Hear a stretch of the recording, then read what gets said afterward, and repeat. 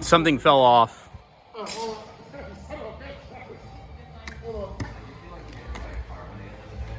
You okay? No, yeah, my just again. Here.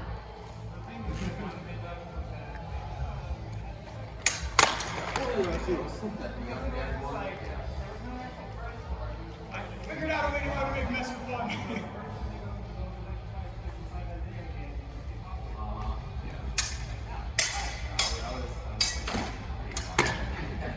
Messy one shit.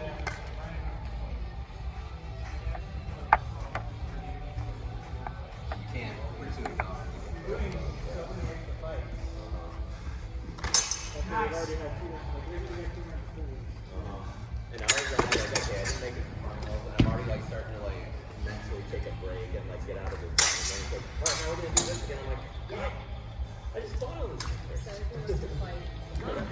Yeah.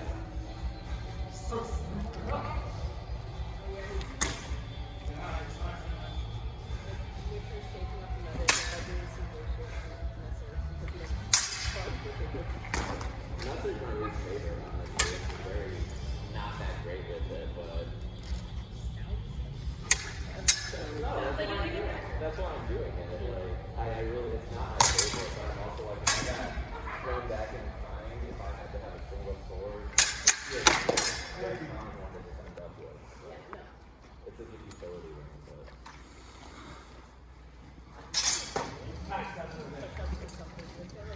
The stability of my online account is like very weak. Like I feel like.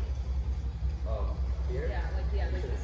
I know, like holding it out up a little bit. I'm like. You're doing an amazing job of making the ring feel really small.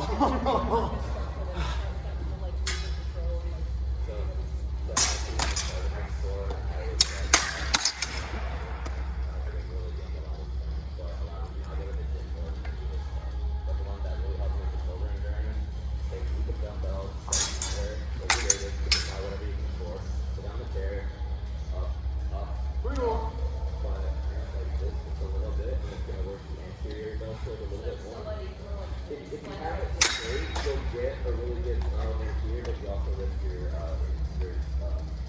gap. You want to cramp it more.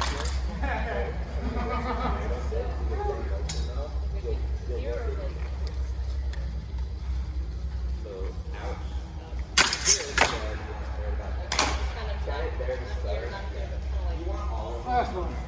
But doing this one will develop the belt through, and if you keep it slightly turned, you'll injure yourself less, but here is where you'll get really strong. And just do this until you burn out. Take that, it is.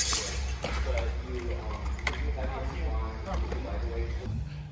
All right, this is Eric Shaddick. He's a regular tournament fencer and fought more tournament matches than anyone else in 2024. No big deal. Eric, what did you find worked against the Katana and the Dueling Saber matchup?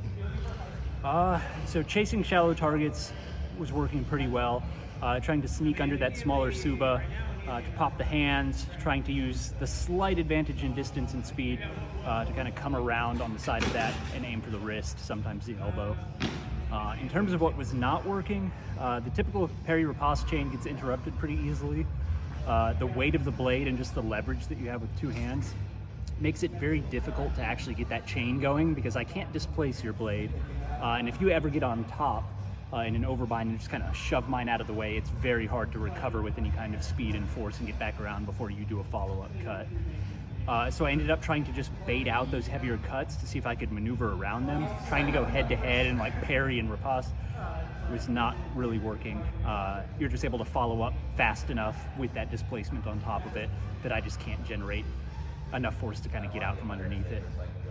But yeah, chasing those shallow targets, trying to bait out an overcommitted strike, trying to throw out little shallow cuts that aren't really intended to hit, but just kind of keep you at distance. Because same thing, if I let you close distance and give up that speed and advantage, you're gonna overpower me. Anytime I get into a folded up, like hanging parry, it just did not feel good. Very easy to just push through it. Excellent. Well, thank you, Eric, for whooping my ass yet again. Always a pleasure.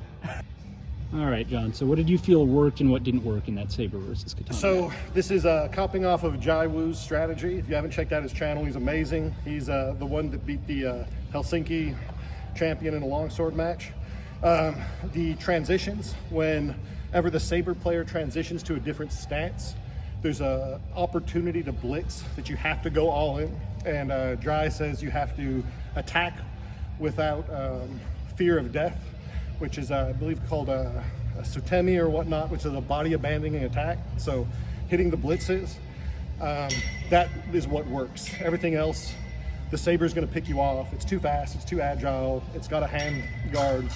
The second thing, or what what Eric was doing amazing, and you'll see this in the video, was he was immediately taking the center of the ring. So I have to laterally move around and in and out against that Saber to try to either bait out a weaker attack for the blitz or to cause him to transition to another stance while I'm circling.